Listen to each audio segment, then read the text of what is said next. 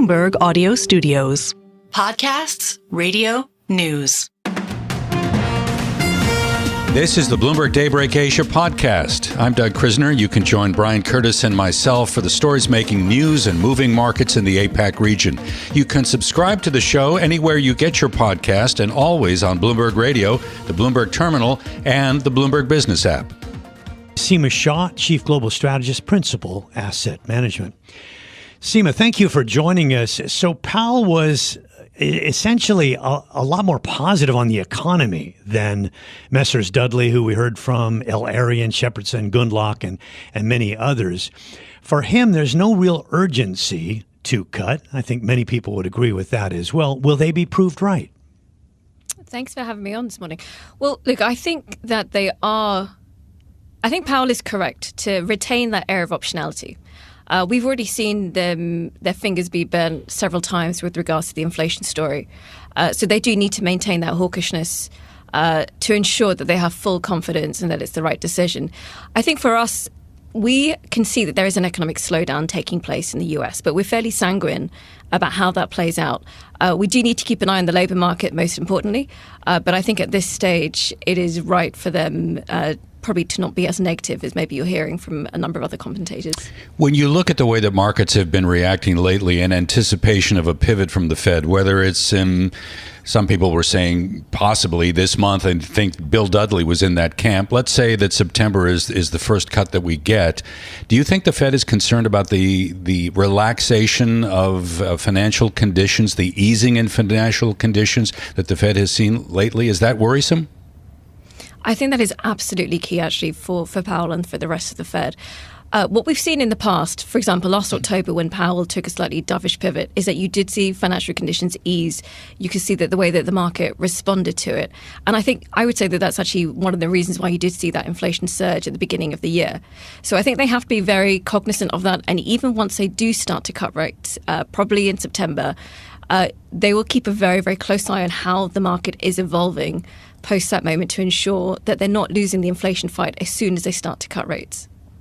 So as Doug mentioned, there was vigorous debate about actually moving at the July meeting, but the vote was unanimous to do what they did.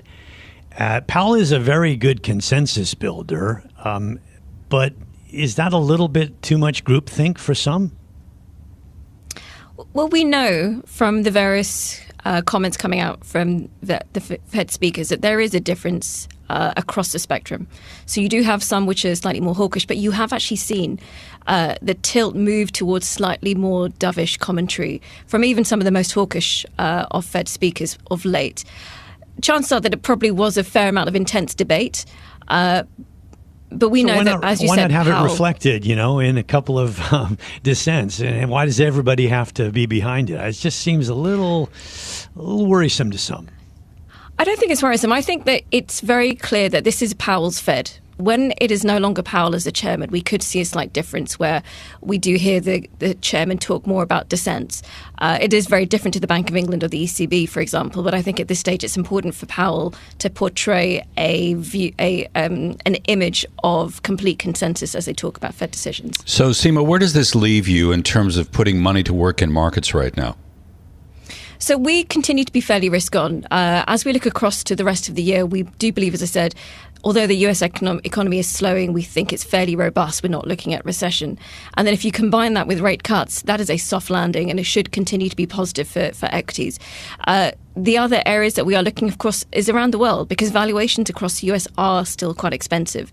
So we do see opportunities across places like Japan, India, parts of Latin America, areas that can still do well even post-US election with the various tariffs that could be coming in. So, Seema, as you say, the Fed has actually been more right so far this year than the critics. So that's one thing. But what about the Bank of Japan?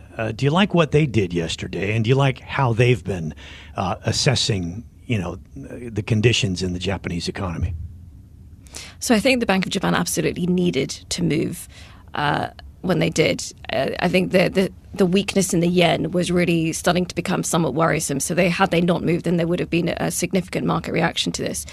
From here on, though, I think it's important the Bank of Japan continues on that path of tightening policy. of course, with some caution, they do need to ensure that wage growth is being sustained, and then they're still on that slightly positive path that they've been on for the past couple of months. It will be interesting to see how the yen responds in the next week or two after this immediate knee-jerk reaction starts to fade. Seema, before we let you go, can we get your thoughts on China? I know you've been talking with colleagues and clients in the region. I mean, what are they saying about the recovery in China right now? I think the good thing is that investors are a little bit more realistic about what to expect for China than they were maybe 6 to 9 months ago. So their expectation is that the recovery stays fairly lackluster, that policy stimulus is going to be quite modest. And in that expectation is somewhat more realistic, and it does hopefully provide the fundamentals for a continued positive market reaction. One of our stories starts off by saying President Xi is facing pressure to address the growth profile in China because it's one of the biggest threats to global economic growth. Do you agree? You know, of course, it's one of the largest economies in the world. It really does matter what is happening in China. At this stage, though, we're not expecting a further deceleration in growth. This is something which we think is going to be fairly constant and positive. And in that, there's a positive story right there. Yeah. Okay. Thank you, Seema. Seema Shah, Chief Global Strategist, Principal Asset Management from our Singapore studios this time.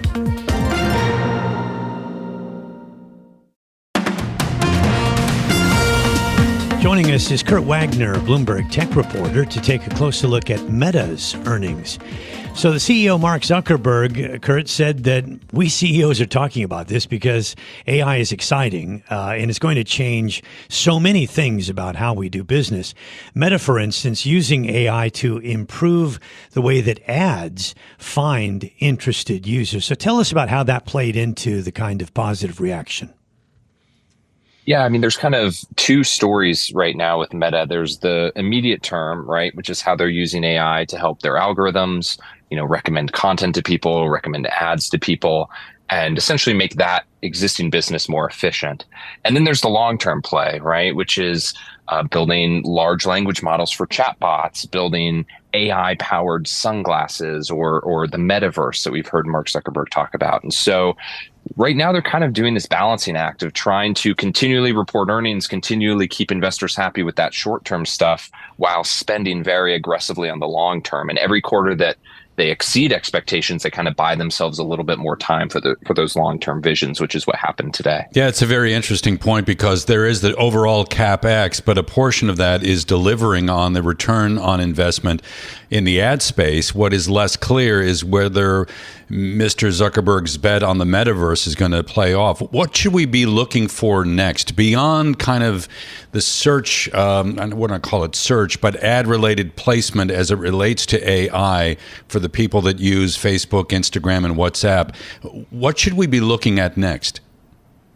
Well, the two things that he kind of hammered home on the call today, and again, he said they're far off, but I think they're maybe the closest, are these, chatbots that we've talked about, these AI assistants. So the idea that, you'd interact with a business and perhaps they would outsource their customer service now to a smart assistant powered by some of Meta's technology. That's maybe one business avenue for them. And the other is these smart glasses, right? And it sounds kind of crazy, but he said repeatedly they can't even keep up with demand selling these Ray-Bans. And it's this idea that you would have glasses that look and feel like regular sunglasses, but they can take pictures and videos, and more than that, you can talk to them, right? They could read you your email or read you your text messages. You could kind of use them as a voice assistant in that way. I still think we're, several years away from that being mainstream, but it does feel like those are the two things he's kind of harping on as being perhaps the closest, closer than the metaverse for sure. Yeah, investors love to hear that there's so much demand we can't meet it. That kind of bodes well for the future.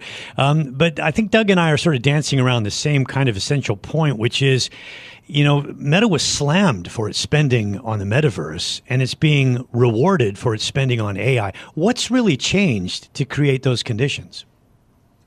Well, I think the metaverse, which again, for those who aren't familiar, is this idea that, you're going to put on more of like a VR headset and live and operate in this virtual world, right? I think that has just not had the adoption that anyone, certainly Mark Zuckerberg maybe would have hoped this early on. It feels very much, a decade out, Whereas the AI stuff, in addition to the ads we talked about and the glasses and the smart assistants, it just feels more urgent and more timely, right? And I think that there's this, feeling that even though AI plays a role in both of these paths, that all the other stuff we were talking about at the beginning of this conversation is just much more urgent and accessible to people than the metaverse stuff. And so I think that's why they're sort of leaning into AI and leaning away from metaverse, because right now it's an easier thing to talk about. You're very familiar with the criticism that has been launched against this company for contributing to a lot of misinformation and a lack of oversight when it comes to content. Is there a way, can you imagine, Kurt, artificial intelligence being employed by a company like Meta to monitor content and to make those adjustments accordingly?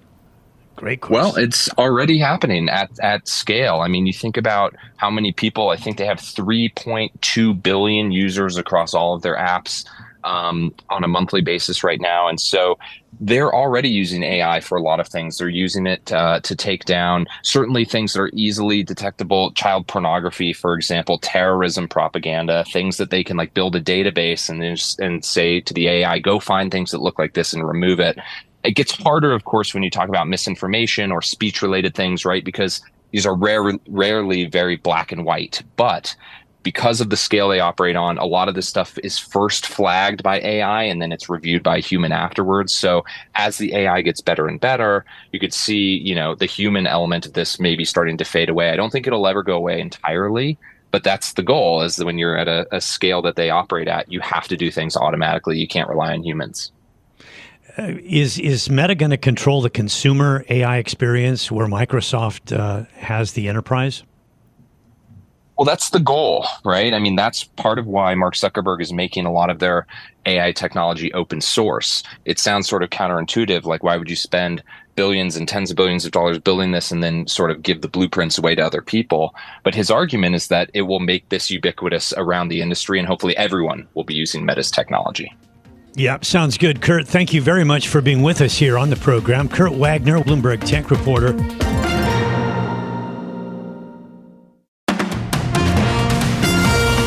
Joining us now on the program is Rasid, global market strategist, JPM. Thanks very much for joining us. So we've talked a lot about the Fed standing pat, tilting toward a possible cut in September, and that the statement was a little more hawkish than Powell himself. He tended to be a little more on the dovish side. What I found the most interesting, because some people are worried about a drop-off in growth, is that Powell himself is super positive on the economy. He said there's nothing there that indicates a lot of weakness. The fact that the economy is weakening is one thing, but it's not turning weak. Will he prove to be right? No, good morning, and thank you for having me. I think, you said it earlier that the most notable part of the statement and the press conference is the fact that, they are focusing on maximum employment and the price stability mandate, because recall, the Fed does have a dual mandate, and this is a shift from, what we've seen early on inflation. I think, what we're seeing about the Fed is the prevention of doing a policy mistake. So even though we are seeing some, moderation in growth, what you're seeing from the labor market, for example, with the labor data that's come out overnight with the ADP, as well as the employment cost index, does show a still relatively robust labor market, albeit it is cooling at a gradual manner. So I think, in terms of the central bank's movement going forward, it will be still a patient central bank.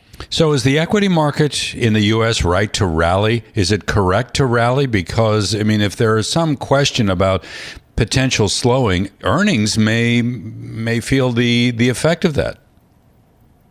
Now, that's a good question. And, I think what the Chairman Powell had said, that they would be considering the totality of the data.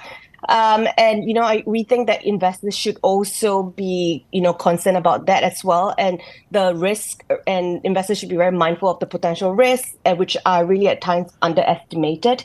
We're talking about the possibility of a sharper growth deceleration and the impact of geopolitical uncertainties that, you've spoken about earlier in the segment as well. So, we think that the focus should really remain on quality when it comes to risk assets, such as the U.S. equities. And, given that we've already said that the Fed is likely to move in a very measured manner, investors should also remain quite balanced between both the US and global equities. And we do see plenty of reasons to remain constructive, for example, on the Asian markets as well. Raisah, we had a big rally at the open on the S&P 500, took the benchmark up to 55.30, and that was way before the Fed put its statement out or Powell spoke. And we actually finished the day, at 55.22, so lower than that. So it wasn't like the Fed juiced up this rally. Are earnings more important right now than, these maneuverings at the central bank? Yeah, so more broadly, what we're seeing from this earnings season is that we are seeing that technology leads again. Most of the earning growth that's really coming through is coming from increased sales, as aggressive AI-related CapEx spending is still really dominating margin expansion there. I think the message that we really tell investors right now is that we'll likely see a more inclusive equity rally, with earning growth expected to be supported by, the rest of the index as well.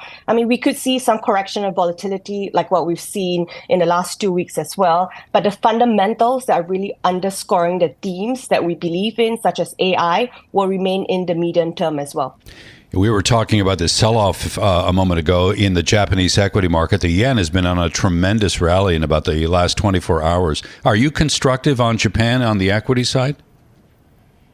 So on Japan, it's what we're thinking about is that given all the wage negotiations that really have come through, we are seeing that the dependency of the wage and cost pass through into inflation will likely keep the Bank of Japan on alert. The Bank of Japan in itself is a very gradualist central bank. So the impact on equities right now, though, we see is pretty minimal. But given the whole idea that we could see some slowdown on the global growth backdrop, which could really affect external demand, we still think that, staying into equities are more services-oriented, more domestic demand-oriented would be the way to go. We mentioned as well that we had some huge buying in some of these AI-related stocks that sold down a lot, 20%. And there's so many of them, and not just NVIDIA, but many, many companies that sold down 20%. If I could relate that to Japan, you see like 1,000-point sell-off today. There's a lot of funny things that happen in financial markets, and eventually, sometimes we get a reversion to the mean. Are you looking for dislocations like that as an opportunity? Yeah, I think that's true not only in Japan market as well, but really everywhere else. So once you start seeing the delocation, we do think that it is time to buy on dips, for example. But I think fundamentally, Japan, as the economy structure right now, is going to be very much more domestic demand driven, just because of what's going on in terms of the wages, as mentioned earlier. So that's where our focus lies when it comes to Japanese equities. I don't know if you had a chance to look at your monitor today when looking at crude oil. Big spike in New York trading. We had the New York Times reporting that Iran's supreme leader has ordered a retaliatory strike on Israel for the killing of that Hamas leader in Tehran. When you guys got together for the morning call at JPMorgan, were they talking geopolitical risk a great deal? Yeah, I think that's really something that's always, on our radar as well. So the way that we look at geopolitical risk, not only, when it comes to commodities market, but other markets as well, is really the impact on, the financial markets from geopolitical risks and how much that would really impact on economic activity. So I think beyond what we're seeing earlier with regards to that geopolitical region as well, we're also seeing other risks, right, that could affect commodity market, from renewed tariffs, etc., which is why, we really push for diversification towards markets that would really be a little bit more insulated and less vulnerable in the line of action. All right. Thanks so much, Raisah, for joining us. Just having a look here at some of these markets and how the internals are playing out. But we'll say goodbye to you first. Rasid, Global Market Strategist, JPM, with us from the Lion City in Singapore. This has been the Bloomberg Daybreak Asia podcast, bringing you the stories making news and moving markets in the Asia Pacific. Visit the Bloomberg Podcast channel on YouTube to get more episodes of this and other shows from Bloomberg. Subscribe to the podcast on Apple, Spotify, or anywhere else you listen, and always on Bloomberg Radio, the Bloomberg Terminal, and the Bloomberg Business app.